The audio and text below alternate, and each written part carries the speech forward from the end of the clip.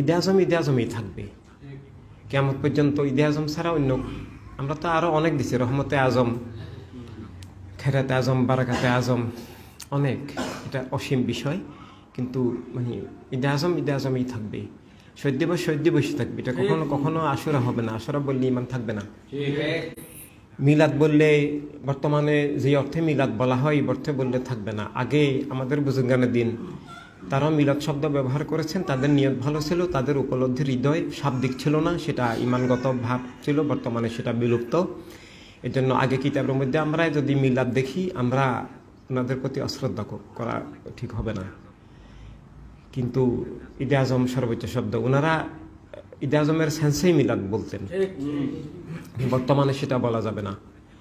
বর্তমানে ঈদে আজমই বলতে হবে। ওনারা অনেক কিতাবে আসরও লেখছেন, কিন্তু এটা শাব্দিকভাবে বললে ওনাদের সেন্স শাহাদাতে কারবালা ছিল। কিন্তু বর্তমানে অনেক চক্রান্ত ষড়যন্ত্র, শহীদ দিবসে বলতে হবে।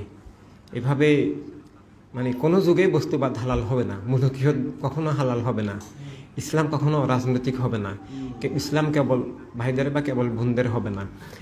মানে আমাদের যেভাবে দান করেছেন,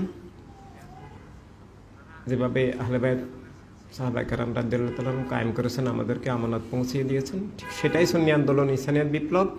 এখানে কলেমার বন্ধন, কলেমা লাভ করা, এর বাহিরে তো কলেমার উচ্চারণ আছে। পৃথিবীতে কলেমার উচ্চারণ মুসলিম নামধারী প্রায় তো সবাই করে, কিন্তু কলেমা কি আছে? কলেমার আত্মা, চেতনা, দৃষ্টি, কলেমায় যা কিছুকে লাভ বলছে তা কিছু তো বুঝে নাই, এবং তা কিছুর মধ্যে নিমজ্জিত আছে। আর কলেমায় যা কিছুকে কবুল করছে, যে শপথ নিয়েছে, যে অঙ্গীকার নিয়েছে, সেটা জানেও না এবং সেটার বিরুদ্ধে কাজ করতেছে, বুঝি হোক না বুঝি হোক।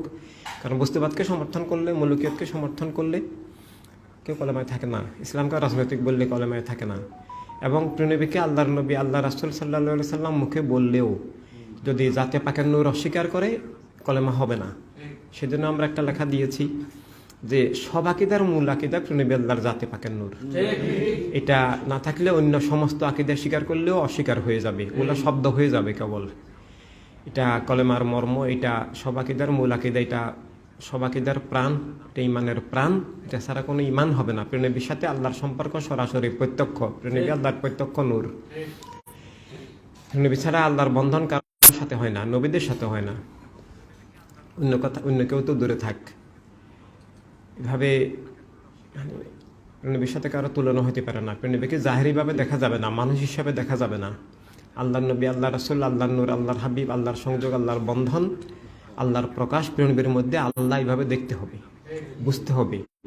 প্রিয়নবীকে পাওয়াই আল্লাহকে পাওয়া, প্রিয়নবীকে হারানোই আল্লাহকে হারানো। এখন অনেক অনেক আমরা দেখেছি সেই মুআবিয়াদের ধারা থেকেই যে প্রিয়নবীকে বাদ দিয়ে প্রিয়নবী ছাড়া নাকি ইসলাম হয়, মুসলিম মিল্লাত হয়। এমনি মুখে রাসূল বলে, কিন্তু প্রিয়নবী থেকে বিচ্ছিন্ন। আহলে বাইতকে হামলা করা, প্রিয়নবী থেকে বিচ্ছিন্ন হওয়া। আহলে বাইতকে হামলা করা, আঘাত করা, অপমান করা, এটা সরাসরি প্রিয়নবীকে আঘাত করা, অপমান করা, এটা আলাদা কিছু না। আহলে বাইতকে যে প্রিয়নবী থেকে আলাদা করে দেখবে সে কাফের, আর প্রিয়নবীকে যে আল্লাহ থেকে আলাদা করে দেখবে সেও কাফের। কোন নবী আল্লাহ তাআলা থেকে আলাদা নন।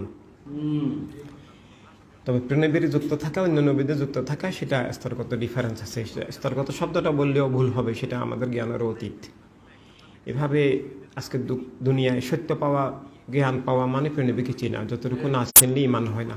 আজকের শিক্ষা ব্যবস্থা প্রিয়নবীকে চিনার নয়, প্রিয়নবী থেকে বিচ্ছিন্ন হয়ে যাবার, প্রিয়নবীকে চিনতে না পারার মানুষ হিসাবে দেখানো হয়, জাহিরিভাবে দেখানো হয়। জাহের ইমান নয়, হাকিকতে ইমান।